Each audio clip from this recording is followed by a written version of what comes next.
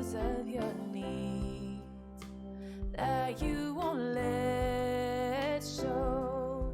You just call on me, daughter, when you need a hand.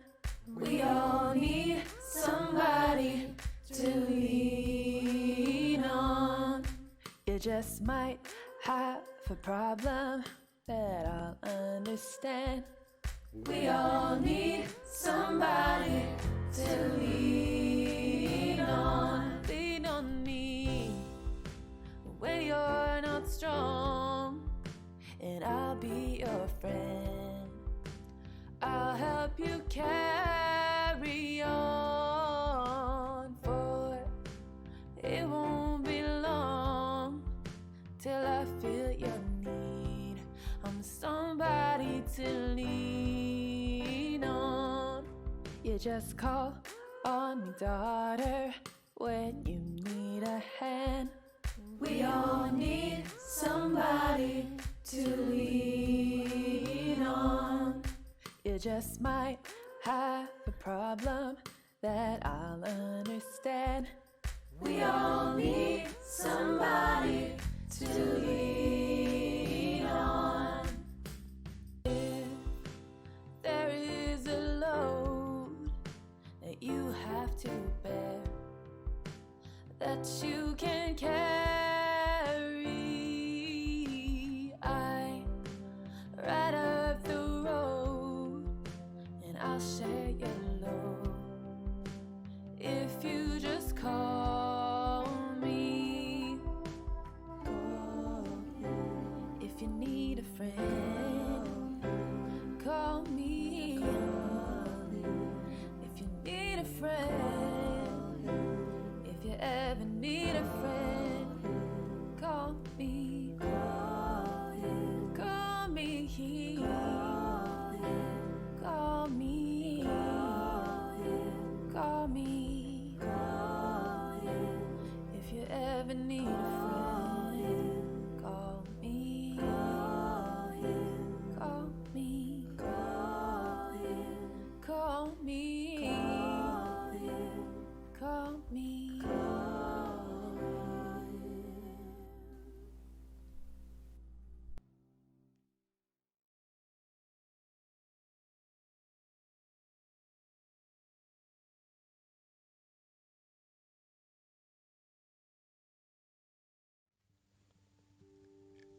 Take a moment now to be present with yourself. Gently closing your eyes, begin feeling your breath rise and fall naturally.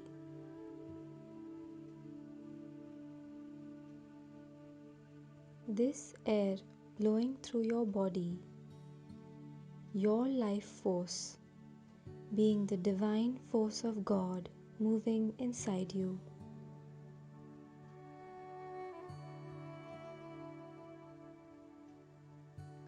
Allow each breath to soften you.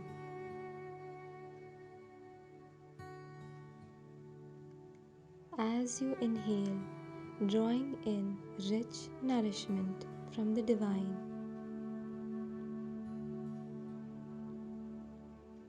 And as you exhale, softening your body, softening your heart.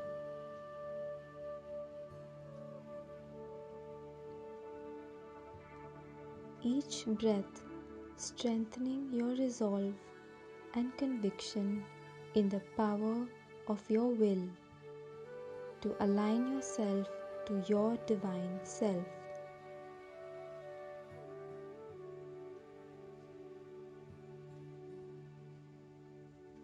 Now, shifting your gaze inwardly to your eyebrow center. With this renewed willpower, visualize yourself seated as you are right now on the seashore, comfortably seated under the presence of the luminous, soothing full moon.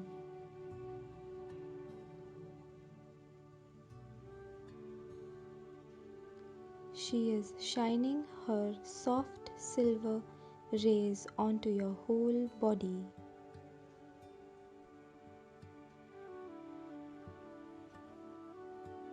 Allow every cell of your body receive her healing light,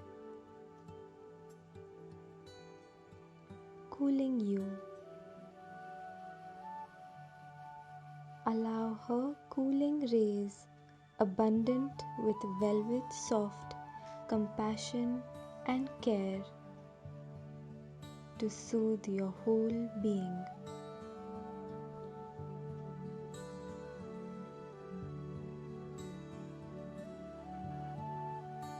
The moon, in all her radiant glory, stands quietly present, filling you up with her healing nourishment.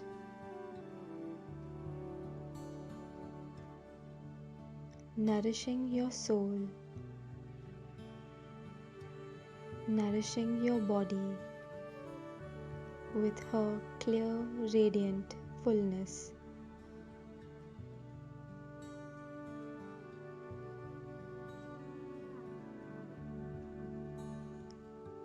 See and feel yourself fill up just like her, and allowing her divine calming rays fill up every wound on your soul, every wound on your body, every wound of anger, hurt, and sickness. Be soothed by her calming balm of radiance falling on you.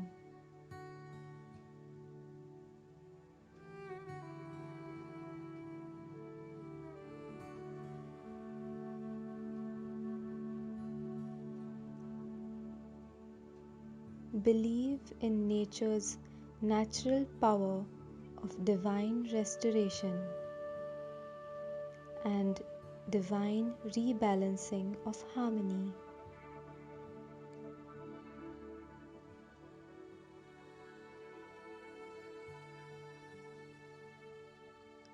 Your fullness is always in your divinity.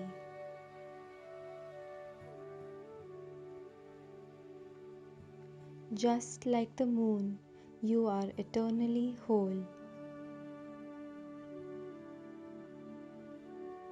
only to be temporarily eclipsed by illusionary, empty constructs of Maya.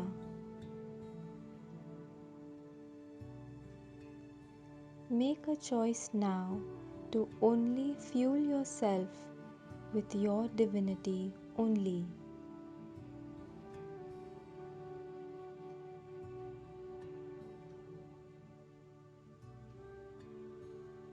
Fuel yourself with perfect peace,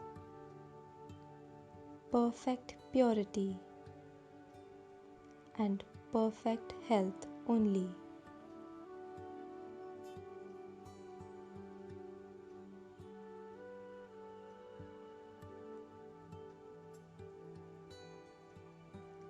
Claim your fullness now, placing all your trust in divine nature.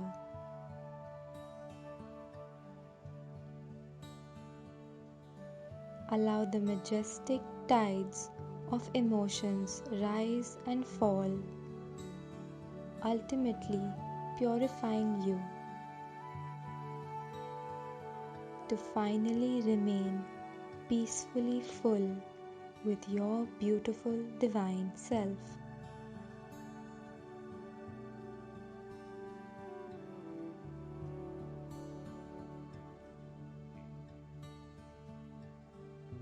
Do not for even a moment underestimate God's power.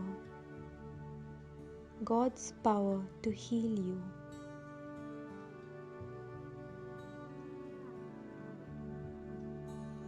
With this commitment to nurture and deeply care for your well-being. Knowing that brilliant radiance shines as clearly as the graceful moon herself. You may now gently open your eyes.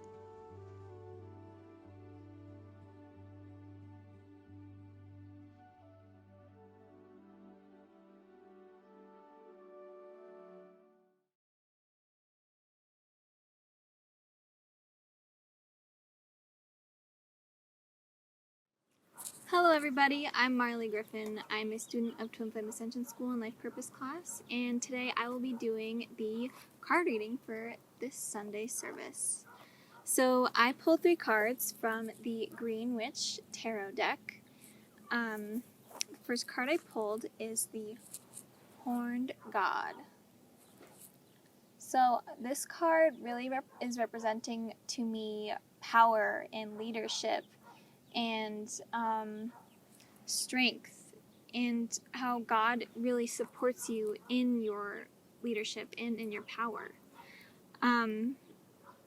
Like all of these animals are supporting this powerful guy because he's owning who he is and how he was created, and how God created him. God did not create anyone weak. God only created with power, because power is peace. And when you're owning and loving yourself as you are, you're loving God, and God will support you in that love.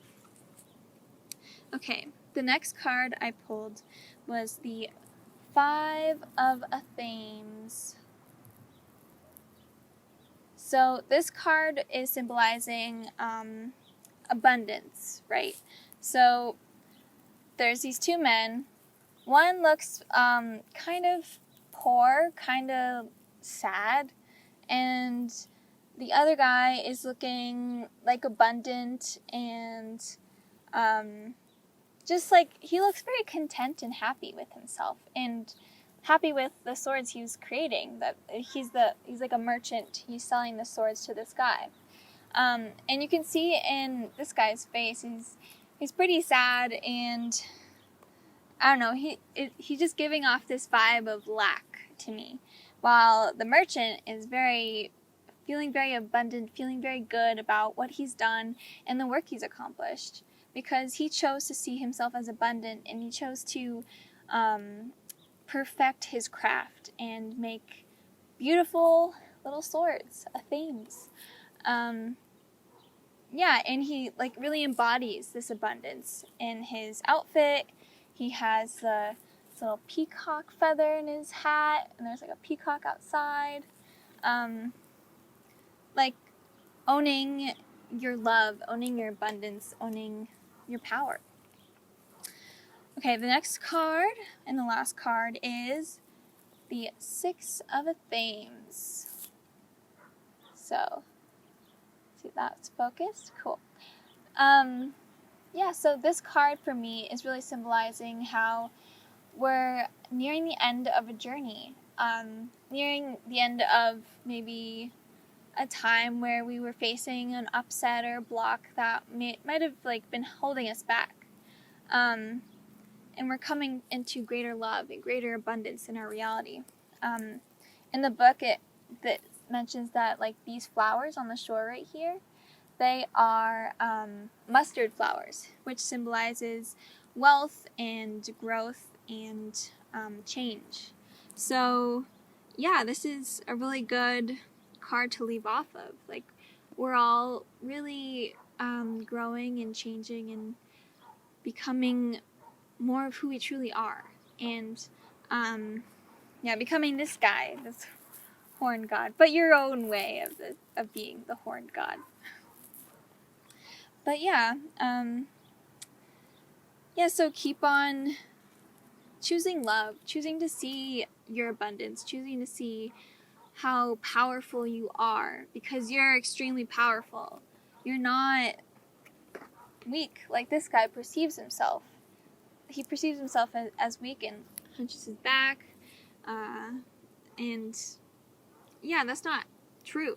That isn't the truth of who you are. Don't accept lies that come up in your mind about yourself. You can cast those out, because you only deserve to see yourself as who you truly are, how God created you. So, yeah, thank you so much for watching. I hope you enjoy the rest of the Sunday service. Bye.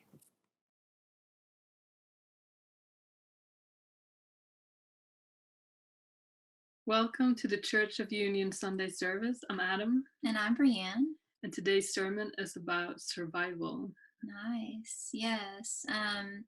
Just as always, the survival sermon is a very juicy treat for you guys. Adam and I really enjoyed it. And I want to share a little bit about my experience in regards to survival. So I grew up in a family where the consciousness was very much just getting by and living check to check. And like living, like our entire lives were based around living for that next vacation, or living for that next bonus check, or living for that next thing that you could buy, right? Like working up to where you could buy that thing that you've been wanting for so long. And as I grew up, I carried on that consciousness within myself, and also manifested that same situation in my reality. Any jobs that I was in a factory job for 10 years. And there was nothing about it that was fulfilling to me at all. We worked a lot of hours, a lot of mandatory hours. And it was a feeling of, I'm just doing this to have these nice things, right? But it was like it's almost like it was creating happiness on the outside, but I didn't have happiness on the inside. So it's like those things weren't truly making me happy, but I continued in this pattern of, just like, I couldn't wait for Friday to roll around, or, when Monday rolled around, I felt depressed. I was like, oh man, I got to do it all over again. Or, I would save up money for a vacation, or, for a car that I was wanting. And it's like I would get those things, and it was like a temporary high, like a temporary happy feeling, but then it quickly would drop back down, because I wasn't doing it from a place of, I wasn't doing it from a sustainable place, right? I wasn't truly creating that reality for myself from within. I was doing it in a way where I was investing my life force into something that was not designed for me to do. And so as I found the teachings of Jeff and Shaleia and really applied myself and applied the teachings into all areas of my life, I slowly started to work my way out of that state of survival. I moved out of that factory job that I was in, where I was just working to make a living, basically working to die, because I was investing my life force into something that didn't feel good. And so now, through following Jeff and Shaleia's teachings, I'm investing my life force into what I was created to do. And it feels very rewarding and very fulfilling. And I really love the part, I'm going to give you like a little snippet. The part where Jeff said in the sermon that you will be seeing today is that no matter if you're a homeless person or you're a very wealthy person, either way, you're outputting an energy. You cannot help but output an energy. If you're living and you're breathing, you're outputting energy in some way. And so, like if you are homeless, you're still outputting energy to be homeless, right? Like Shaleia describes it beautifully, is that, you're still outputting energy to survive, to where's your next meal, where are you going to sleep, taking care of your basic needs. Or when you're wealthy, you are still outputting that energy to create that wealth for yourself, right? So this always goes back to your choice, right? And in knowing that you're going to be outputting this energy, this life force that is within you, why not invest it into what you truly desire? And no one desires poverty.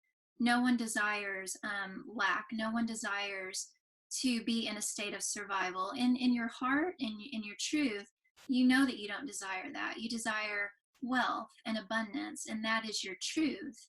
And you can create that in your reality just by choosing it, and really like manifesting that within yourself, right? Like if you see something in your reality that you don't like, you can choose something different. You choose to love yourself in that place. Yeah. You have something to add to that, Adam? This was really good. It was really good. Yeah. Yeah. Yeah. Yeah. It's all about that power of choice, right? Mm-hmm. Yeah. We all have it. Yeah. We can all have the things we want and desire. Mm-hmm. Yeah. Mm-hmm. Yeah, because we co-create with God in our reality. And so what are you creating in your reality? And if you find that you're just living to survive, well, you can make a new choice. You don't have to be in that constant state of, living for that next vacation. Living your life purpose is a vacation. Every single day is a vacation. Adam and I live our life purpose every day, and it's so fulfilling and it's so rewarding. And we continue to deepen into our purpose, and we only find that as we deepen into that, we have more energy, right? And more happiness, more joy, more peace, more fulfillment. And it's so rewarding in so many ways. And yeah. I don't know. Is there anything else you wanted to share or add to that? I feel like this is complete. Yeah. Mm-hmm. Mm-hmm. Yeah, I feel it's complete too. So without further ado, here is Jeff and Shaleia with the survival sermon. So thank you. Bye.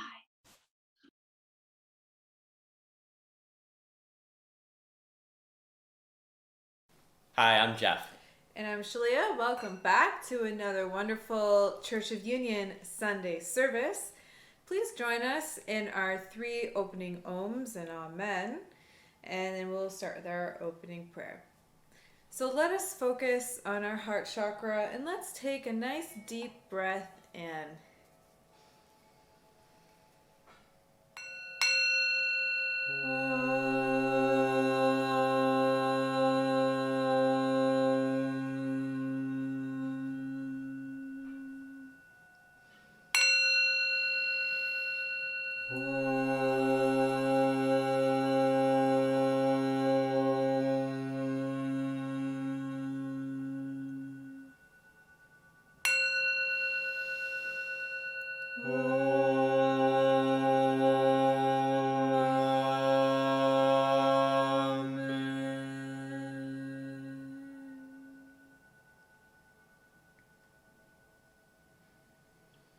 And breathing that beautiful Om Amen deep in our hearts and all throughout our entire being.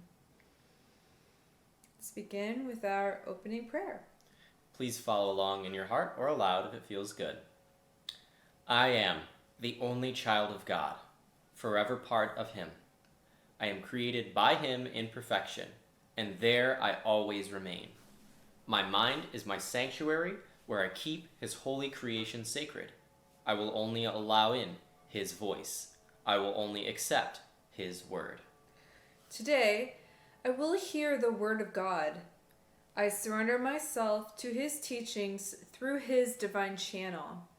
I will honor what He has spoken and accept it as His will. I will be obedient to His word, for this is my salvation. In Christ's name, Amen. Today we've got, I guess every day I can say this, a juicy sermon ahead of us. Yes, you can. Every sermon's so juicy. It's always good, yeah. Always delicious. We're going to be talking about survival. Survival, fear, but really thrival and life and love. So let's talk about, I really just want to talk about reality here. And the reality of Earth is one of survival until you conquer the consciousness of survival. And there's no way to just avoid survival. And this is what a lot of people I see today do. They just kind of bargain with life, or rather, they bargain with death and say, no, not today, death. Not today. I'll stave you off. a little bit longer. And then the bargaining as they get older becomes more and more, I don't know, pleading, begging. No, just one more day, Death. Let me get over this problem. Let me not meet you today. I promise I'll do this nice thing.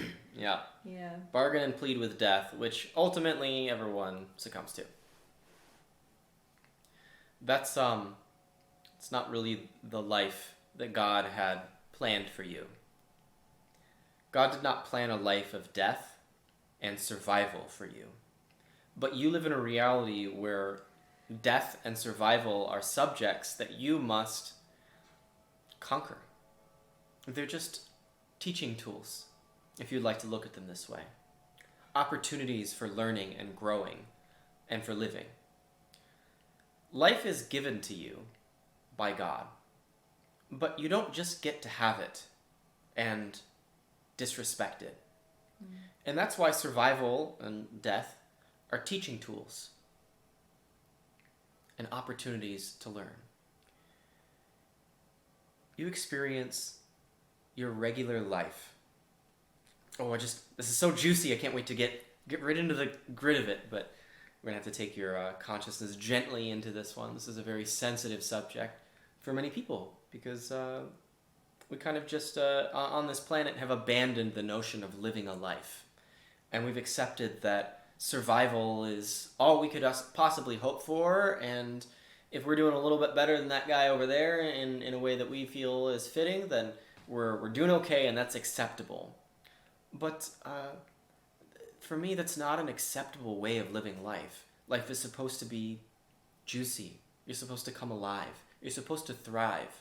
But most people are merely surviving and not doing a very good job of it. Survival is not very nice. It's not a nice game. And in some ways, this is good. Because survival shows you that there's a very clear black and white line of loving and living or not. You're not here just to survive. You're here to thrive. And so your daily life, your everyday life is a teaching tool. And don't worry, I'm going to get to it. We got to get there together though, right? Your everyday life is a teaching tool. Your alarm in the morning when you get out of bed. How do you treat it? What's your relationship with it? Are you sick of it? Are you sick of the life that you have to live? Maybe you don't like it, and that's okay. But what are you doing about it is the more important question. If you don't like it, what are you doing about it? Life doesn't change until you change it. You are responsible for your life. And you are responsible for conquering the game of survival. And you may, if you watch Life Purpose class or maybe a little Twin Flame Ascension School, you would know I'm a big gamer.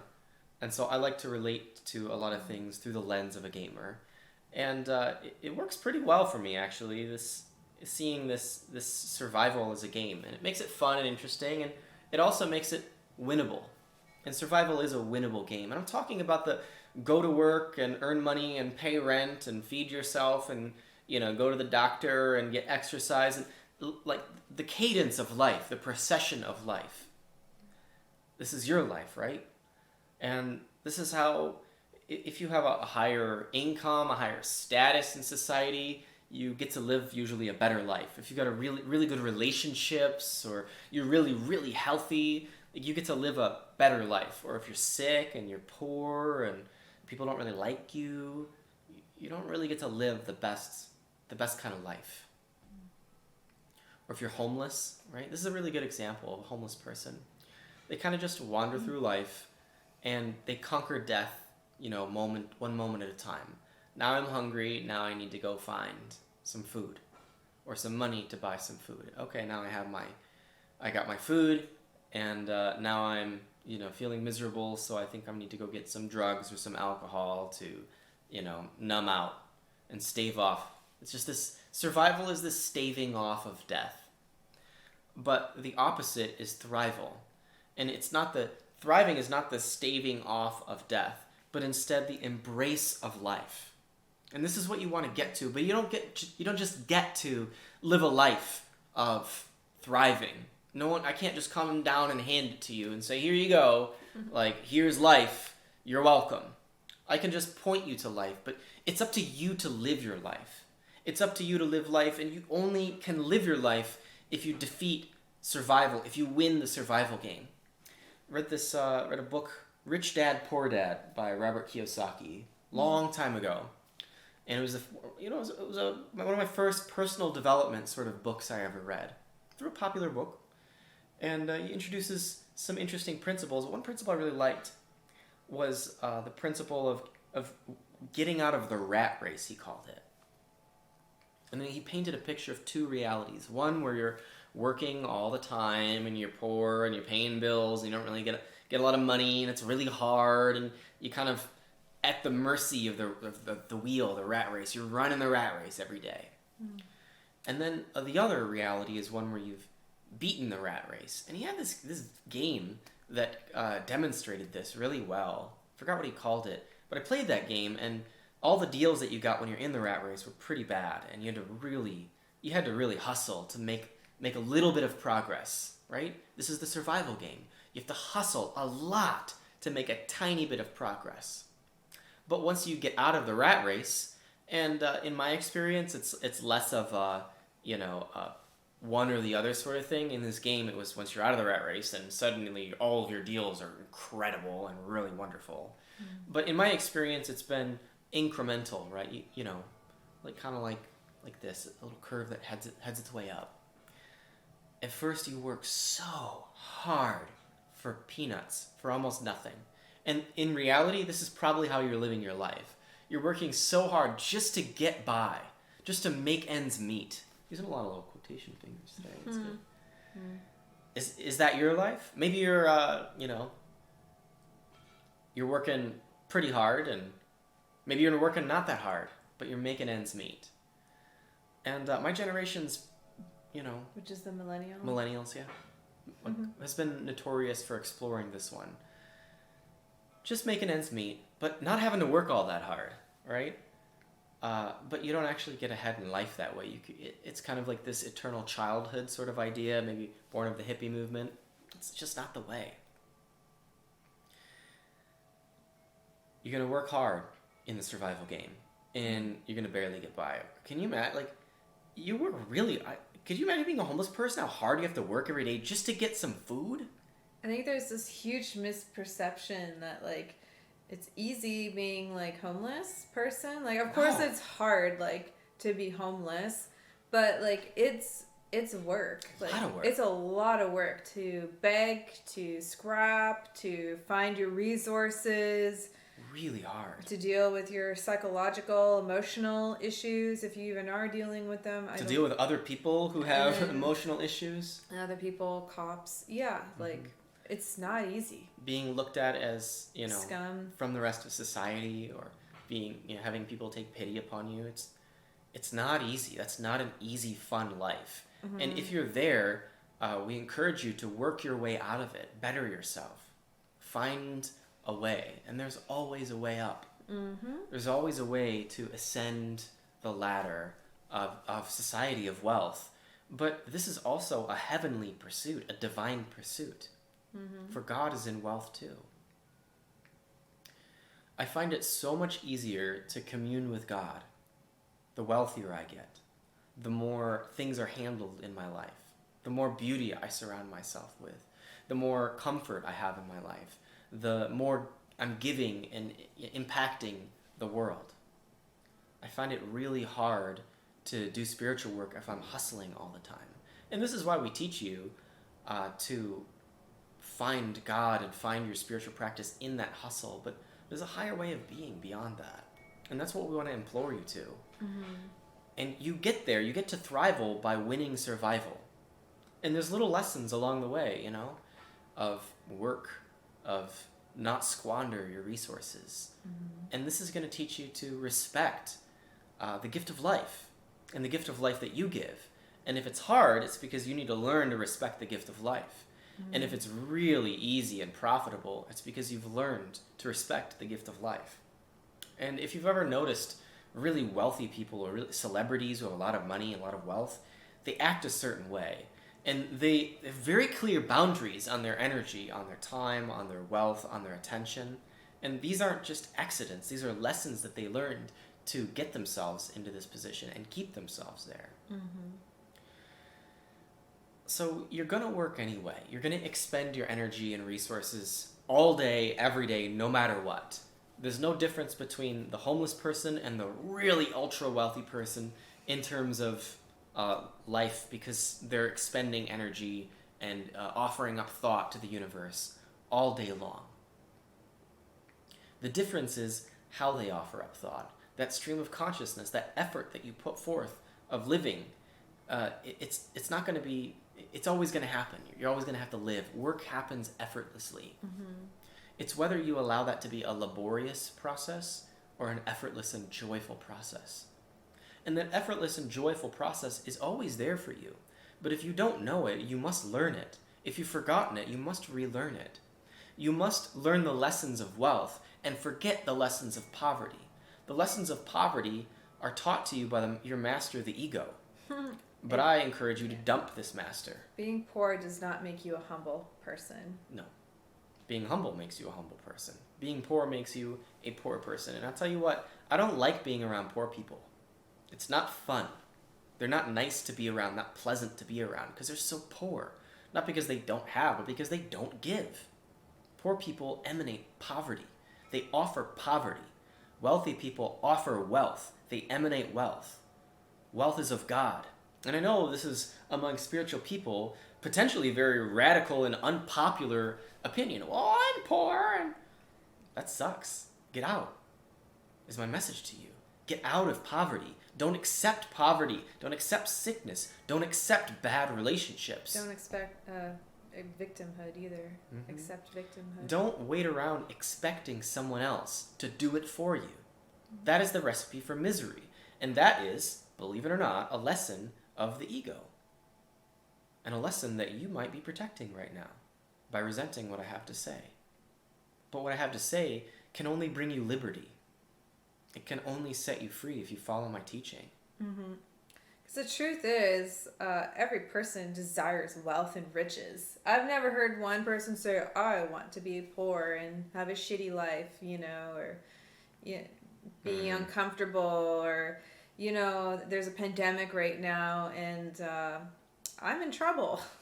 You don't want to be that person that's in trouble if there's, for instance, a pandemic going on or whatever happens. You always want to position yourself to be on the winning side. And this is a spiritual law you cannot bypass. And I've been feeling throughout your sermon just this numbness energy from our audience watching, and this resentment and upset, and well, I'm not going to play the survival game. I'm just going to transcend that whole idea by basically not trying to avoid that it actually exists. You can't win the game by denying that it exists. It's trying to get off the grid, get away from society. You can't win that. That's not the game. That's not the way you win. Right. You win by diving in. You win by And it's the most uncomfortable way to play the game, because you actually have to get in the game and you have to create value. And our society is already designed to do that. You must jump in the game and play. There's no other game, and there's only one game, and it's every country, every nation, even if you're in North Korea right now, every person must play the game. It's play or get played. And there's none of this manipulate someone else to play the game for you. You might get someone else to pay your bills for you and give you a comfortable living, but you don't actually get to be free if someone else pays your bills forever, because you're dependent upon them in that relationship. And maybe you have some really, interesting deal where someone is going to take care of you for life. Then what? So all your bills are paid. So what? This isn't it. It's not having money. That's not thriving. Thriving is being alive, is living life. It's being vivaciously exploding with life force energy.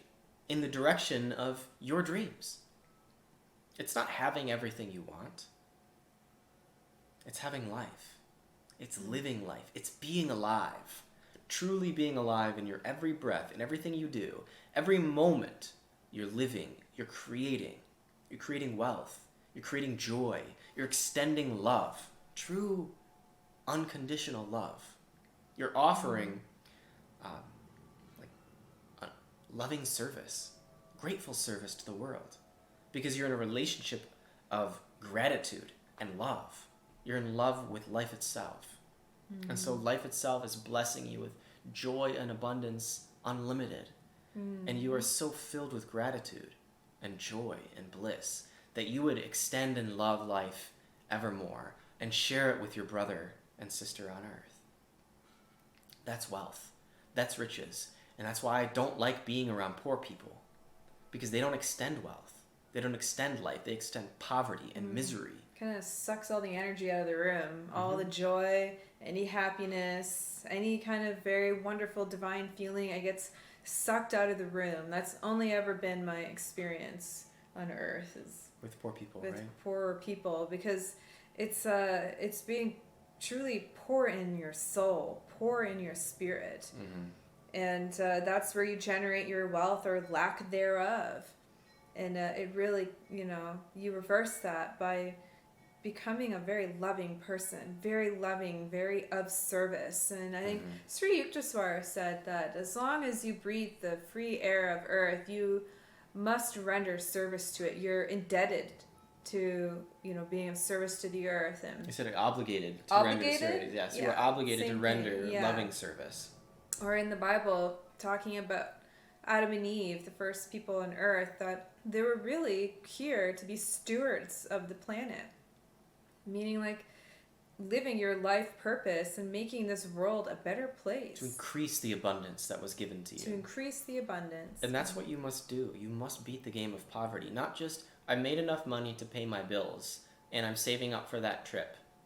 And then I went on the trip, and now I'm back in the exact same position that I've always been in. That is poverty. Your wealth is where your finances, your wealth, your money continues to increase. And that doesn't mean that I bought a house and now it depreciates, but I can replace the roof when I need to. This sameness, this stagnancy, it stinks. Mm-hmm.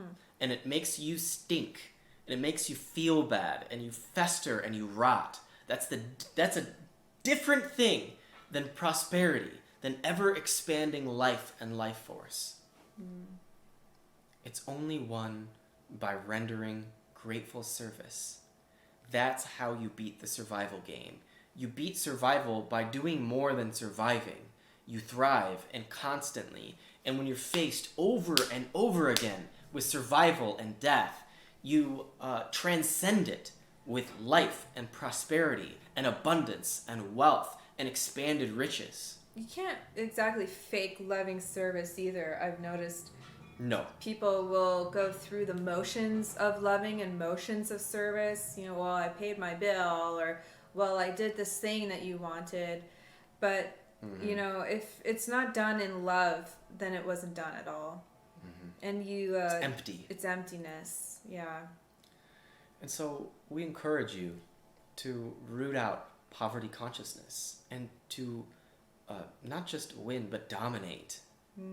Annihilate the survival game by just shredding. Just shred it. Just kill it, man. Just win. Just winning, man. Win. You have to win the survival game. And it should make you come alive. Right. But if you're not winning the survival game, you're just dragging tail all day. Oh, I gotta get up. I gotta do these things. Mm-hmm. Oh, I don't have enough time. Oh, I love to hear that excuse. I don't have enough time to. I didn't have enough time to. I had other things I had to do, and that's why I couldn't give complete, loving, abundant service. Or I wasn't supported enough. No excuses. Excuses are stinky. Mm-hmm. So, is there anything else that you'd like to share in conclusion here? I had something, and then I forgot, I guess. Maybe because you said it. Maybe. But, Yeah, like the way out is in, and it's not just a fun little anecdote. It's a spiritual law, it's a spiritual truth with very profound meaning, and a complete different shift of life and the way of being. And at some point, you're gonna get sick and tired of your own poverty, and you need to pull yourself up by your bootstraps. Say goodbye to any kind of thought of vacation or taking a break until you've made it. You don't get to party. You don't get to hang out. You don't get to holiday. You don't get to vacation. You don't get to splurge. You don't get to waste that energy that was supposed to be for your foundation. Right. You don't get to go out and indulge. Right. Indulgences are not for those who are learning mastery. Indulgence is a lie. And it's the way that you waste your wealth. Indulging is very different than supporting yourself. But do not fool yourself. If you're indulging, and you call it supporting yourself, it's not, because it's at the expense of your foundation. And then what was it for? 12 months of solid work, and then 2 weeks you party in the summer, and you just leaked all that energy and back at square money. one. Now you're back. What was that 12 that months whole year for? Gone. I see it. That all is the time. not respecting life. It's not respecting yourself either. You must value every morsel of your attention, every thought, everything that you do, every choice, every relationship, every activity, every moment of every day for all of eternity. You must value yourself. You must value life. And that's the lesson you must learn.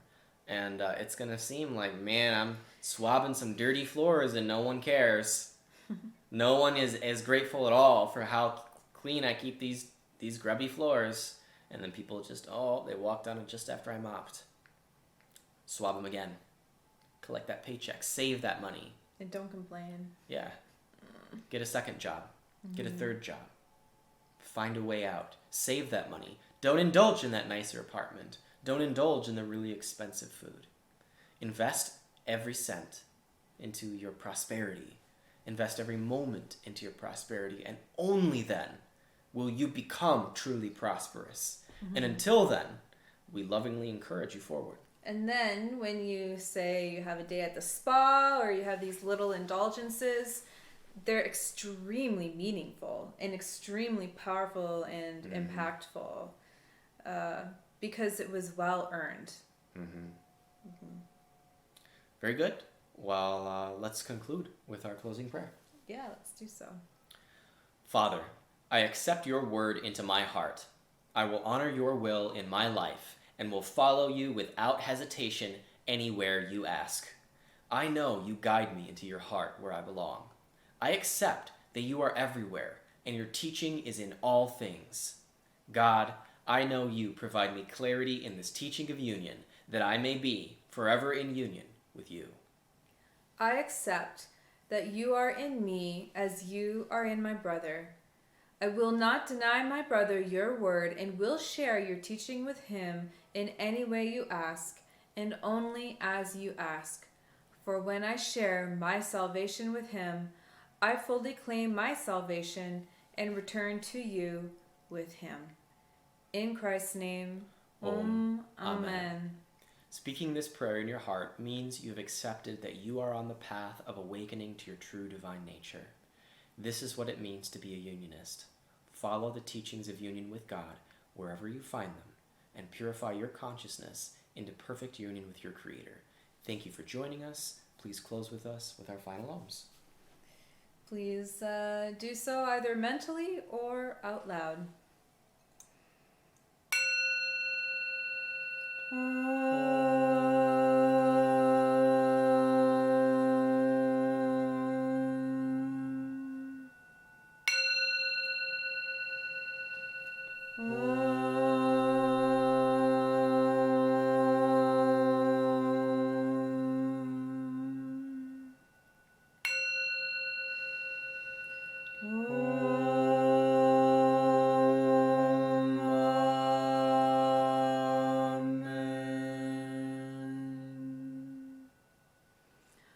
Shanti Shanti, peace, peace, peace, peace in our hearts, peace in our mind, peace in the world, and so it is. Blessed be and namaste.